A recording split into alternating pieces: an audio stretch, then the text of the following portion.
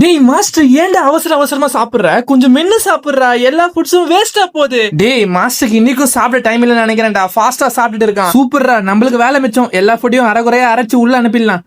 ஓகேடா காய்ஸ், எல்லாரும் அரையும் குறையுமா மென்னு ஸ்டொமக்கு அனுப்புங்கடா. Okay bus. டேய் கொஞ்சமாச்சும் ஃபுட்டை மென்னு சாப்பிடணும்டா.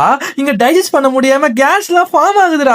டேய் ஸ்டமக்கே இதெல்லாம் வேலைக்கு ஆகாது. முடிஞ்ச அளவுக்கு டைஜஸ்ட் பண்ணி ஸ்மால் இன்டெஸ்டைனுக்கு அமுச்சு விட்டுலாம். தேவையில்லாம கேஸ் பிளாட்டிங்கா இருக்கு. டேய் மச்சான், இன்னைக்காவது பிளட்ல கலந்து மாஸ்டருக்கு ஹெல்ப் பண்ணுவோமா இல்லையாடா? சான்ஸே இல்லடா. இன்னைக்கும் வேலை இருக்குன்னு சரியா மென்னே சாப்பிடலடா. கக்கா வழியா கக்கூசுக்கு தான் போக போறோம். ஓ இன்னைக்கும் ஃபுட்டை சரியா மென்னு சாப்பிடலையா?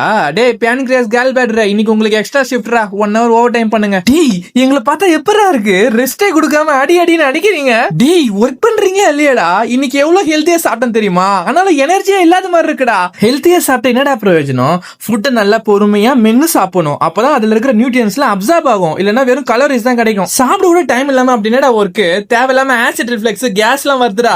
அவசரமா சாப்பிட்ட உடம்புல ஒட்டாதுன்னு சொல்லுவாங்களா? இப்பதானே தெரியுது. உணவே மருந்து. இன்னையில இருந்து கொஞ்சம் நீ திரும்ப